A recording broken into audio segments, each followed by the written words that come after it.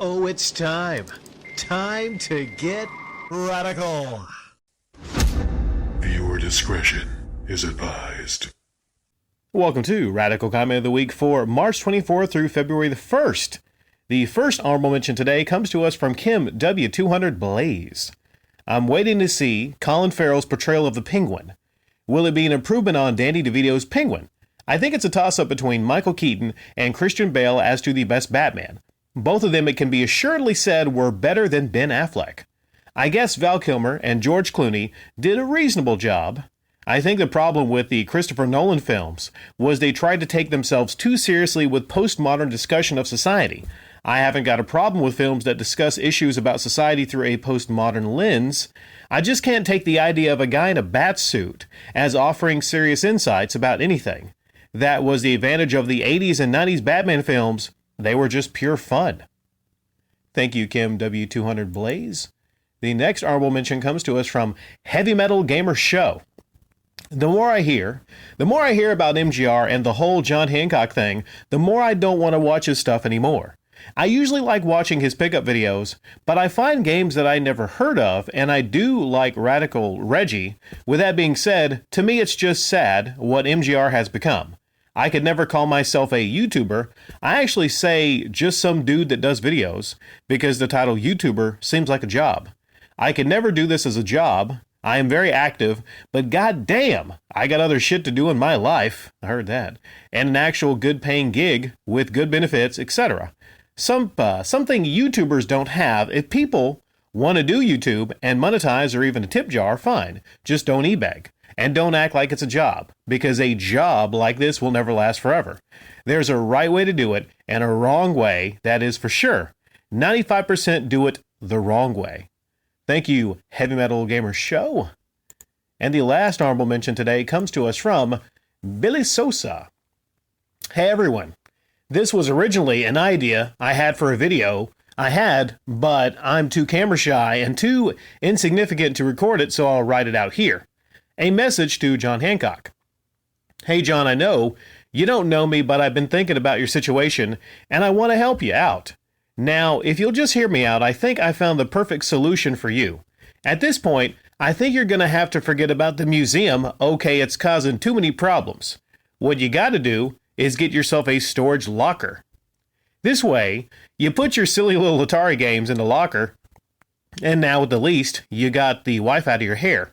She can park her Corolla in the garage once again. The kids can put their bicycles in there and you're good. Now, John, I know what you're thinking, but there's more. When you go to get the locker, get a big one, the biggest one they have. Now, you know how the internet lives for challenges, right? The Cinnamon Challenge, the Tide Pod Challenge, the Pickle Challenge, if any of you saw that. That's a fun search for you. Pickle Challenge. It's all the rage. So you make a video and call it the Storage Locker Challenge. Let's see if we can fill this locker to the tits with shitty Nintendo games. See, this way you still have a great excuse to fleece your fans for those sweet freebies.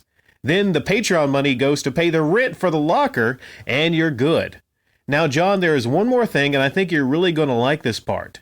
What you do is you log into that little Patreon account of yours, and you create another tier. Giving them ideas, Billy, come on. For anyone who pays $75 or more a month, you invite them down to the storage facility to have a look in the locker, and boom! You have a fucking museum. John, am I a genius or what? I know it's not what you really had in mind, but what is a museum anyways? It's a place where you go and look at stuff. Am I wrong? Besides, a storage locker filled right to the door and all the way up filled with shitty Atari games is way more impressive than a boring museum in my humble opinion. Okay, John, I know you're going to be so grateful for this, but I don't do this for money or rewards. I just like solving problems. But if you want, send me some crap Nintendo games. I'll even pay for the shipping. Thank you, Billy Sosa. Now, moving right along, it's the medal ceremony. To Haddington Rose. Yeah, it's a shame. The social media part of this social media site has kind of died out. It's like the Get Smart watch that can do everything but tell time. What it was made for. You are the only person out of the 100 or so channels I sub to that responds at all. I've had them delete my comments, ban me from commenting, but no one ever replies. Except for last week, when this one e-beggar complained about SeaWorld, and I proved him wrong with life experience. They treat the animals better there than the people. We can hire new employees, but we have to wait for the animal to breed to replace them. He replied to me with just a stupid facepalm emoji. But at least he responded. I mean, I've almost unsubscribed from him a few times over the years because he's a Patreon guy, complains about not finding perfect stuff at thrift stores, buys stuff at says stores, or is given gifts by his community and turns around and sells them for double or triple the profit. He's a YouTube career person and has a really long and annoying opening. But then I seem to just forget about hitting unsub when the videos on my watch later playlist goes to next. Kind of like he's just not that big of a deal to me. And he's not. That's probably one of the reasons I've never supported any of them. One, I honestly think that their ads and merch should be all the profit they get from their videos. But also, if their channel was just randomly gone the next day, I'd find a replacement. You actually being a part of your community and not charging for it makes you feel irreplaceable. No offense, but you're the Tigger of YouTube, one of a kind. The social part of it, the actually talking to your audience that shows up, it's something I've talked about before, how it happens a lot on smaller channels. It does. As a channel gets bigger, I understand.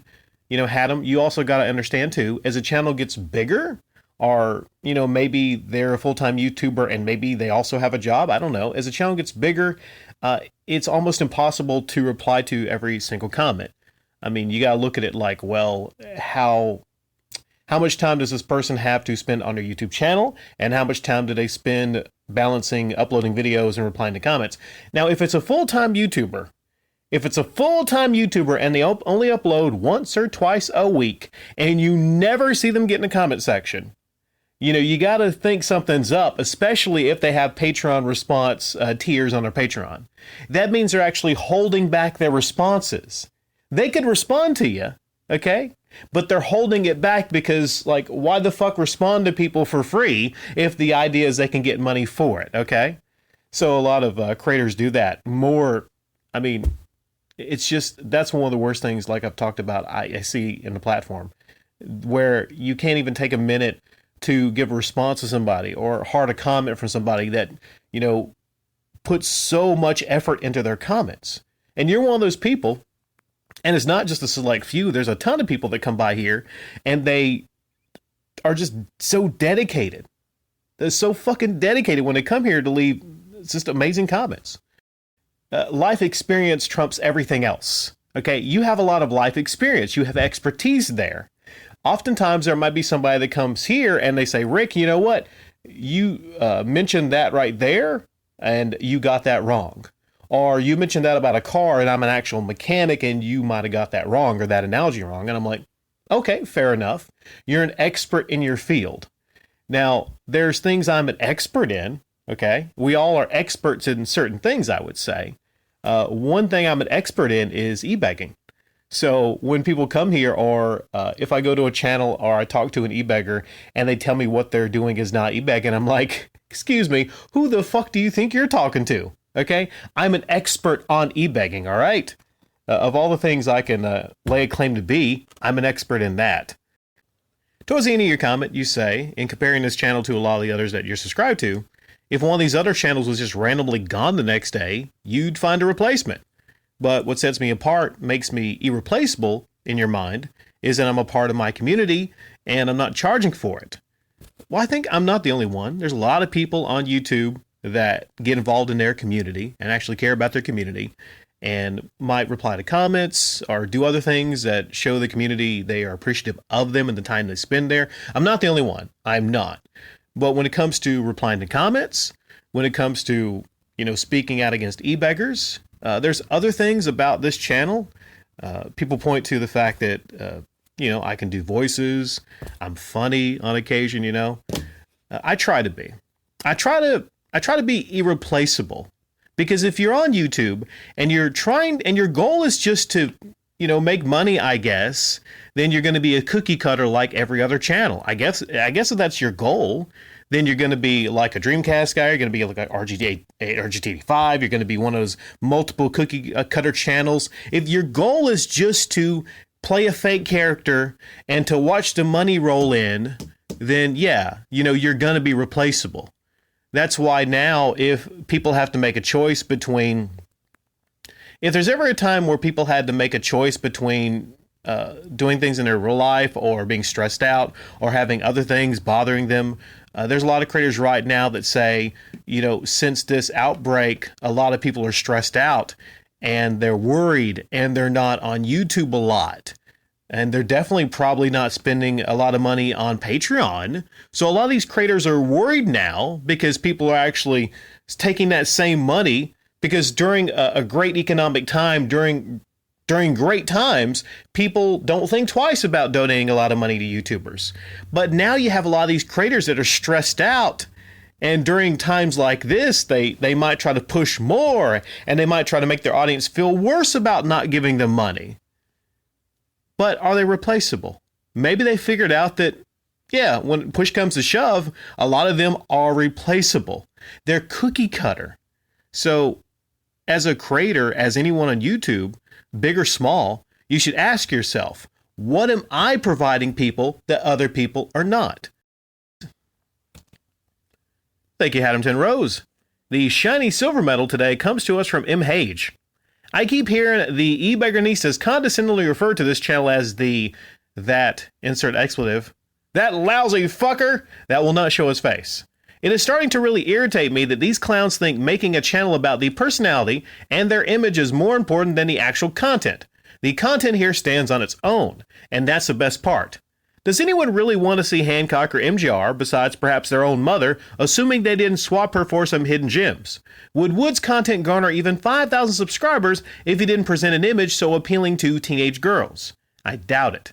And I especially don't care to see the morbidly obese YouTube personalities we all know of but don't care to mention. Where would any of these folks be if it wasn't for obesity and pickles? Pickles? Cucumbers? Probably nowhere, or likely struggling for a leadership role in a World of Warcraft guild living in some form of their parents' basement. This channel is different. It is for a mature audience that is a bit older. If not for channels like this, I would wonder if our generation had any internet presence to speak of. I think this will always be a channel for a niche audience, and for that it is all the better. The focus remains on the content and the community, not the size of the host's bank account, or in many cases their gigantic man boobs. For this, I am eternally grateful both for content and lack of mammalian protuberances. Not a fancy word, is there, Mage? I think we all realized how boring YouTube got without Radical Rick and the brief yet incredibly long feeling hiatus. I have but one request, to quote Neil Young. Keep on rockin' in the free world, or at least that's what's still left of it. I still get that a lot, and I still get the question a lot, especially if there's periods on a channel to where I might notice I'm getting a lot of views or a lot of people come here. A lot of people ask that, like, well, why? Why don't you show yourself? Why don't you show your face? Why don't you show your pecs? Why don't you show your triceps? Why don't you show your defined legs? I mean, I'm just bragging, I'm in great shape. They say, why don't you show all these things? And my response is, I want this channel to be about what I say. I want to be about my arguments. And more importantly, I don't want the attention taken away from what I say. You know how you go to a channel and there's someone very attractive, and it's hard to pay attention to what they are saying, male or female, okay? So, just on each end of the spectrum.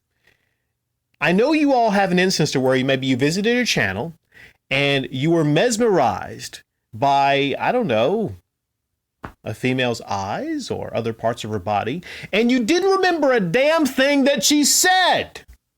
Could it possibly be, Hage, that I also could have like a big following of people that would subscribe here just because they like my pecs, or they think I have cute eyes, or I don't know, whatever females find attractive? No one ever thought about that, did they? Well, it's got to be that this person doesn't show themselves because they have to be horrendous, right? Is that what it is? They have to be horrendous. They have to look like the Elephant Man or something. Is that why they don't show themselves? And speaking of the Elephant Man, you know, if I wanted to get more subscribers or more female subscribers, I would just show something else on YouTube, but I don't think that would probably make it on YouTube. So yeah, I understand it as an attacking point. I do get it as an attacking point. Believe me, I understand it. As a critical satirist, I get it, okay? Because if your job as an e-beggar is to try to build up an argument against, you know, Rick saying that maybe you shouldn't have a fucking $200 Patreon tier, then, you know, what else are you going to say? Okay, there's no one that can make an argument saying that this $200 Patreon tier that a Yongye has is valid. That anyone should pay a fucking YouTuber $200 a month. I get it. So that's what you gotta do. Oh, I raised my voice. Oh, I'm a hateful person, right? So that's another point. Oh, Rick's hateful. No, I just fucking hate e-begging. Am I allowed to hate e-begging? Okay. What else do you say? You said this channel is different. It's for mature audiences. You know, I curse sometimes. We go into mature themes. Okay. I don't just talk about like stuff that a lot of other YouTubers talk about to try to aim their content towards the younger demographic. To be honest, I mean, I don't think about it that much. I just assume that people that come here, and regardless of where you are in life, if you're an intelligent person, I'm not going to tell somebody, okay, because of your number or your demographic, you're not welcome here. All right. Everyone's welcome here as long as you're, you know, reasonably respectful to other people. As long as you're not a jerk, as long as you're not a piece of shit, just trying to start things in the comment section. But if you're here and you want to engage in a diverse, open discussion community on a wide variety of things, then this channel is for you. Toward the end of your comment, you said, you think we all realized how boring YouTube got without Radical Rick in the brief, yet incredibly long feeling hiatus. I'll talk about that hiatus, that 3 weeks, about a month I took off of YouTube. I'll talk about that in detail in a future video. Okay, MH? Not going to do it here, but in a future video. You said you have one request. Well, I don't see any fucking money, MH. You're requesting things of a YouTuber without giving money? Don't you know how things work in 2020? To quote Neil Young, keep on rocking in the free world, or at least what's still left of it. Well, I don't know how to fulfill that request. Tell you what, though, I'll just go listen to some Neil Young after recording this. How about that, MH? And now it's time. Time to award the shiny, oh so shiny gold medal. And today it's going to go to Rusty Shackelford. I don't follow Hancock at all, so I'm not sure what has been said of the museum or if he even has said anything at all. Sound of crickets. But if I were to open up a gaming museum, this is what the museum would have. Number 1, my museum would contain 5 wings. 1 wing dedicated to Nintendo, 1 for PlayStation, 1 for Xbox, 1 for PC, and 1 for the other platforms such as Sega and Atari. 2, each wing would have a wall with a timeline of each of the platforms when they released, along with a brief history of the platform such as the numbers of units sold, top 10 best-selling games, specifications of the platform, etc. 3, each wing would have kiosks or hubs where visitors of the museum will be able to play the specific platform.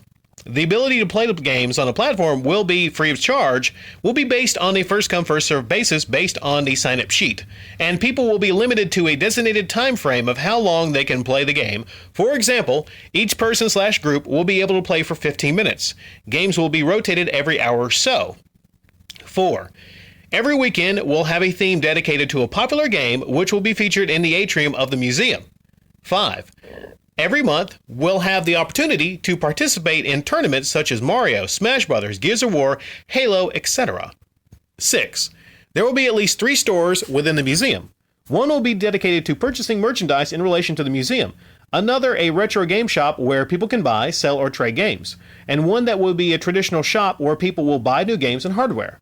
7, lastly, but certainly not least, there will be a booth where people can pretend to be YouTubers and talk about how people should donate games and money to them, which will they actually be uploaded to YouTube, and any donations received will go to the museum. Haha.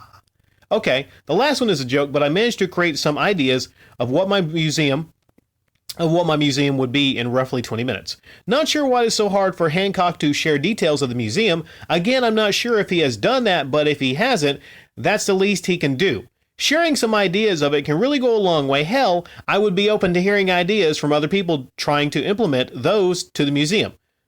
Does he even do that? Well, Rusty, it is a con. The museum is a con.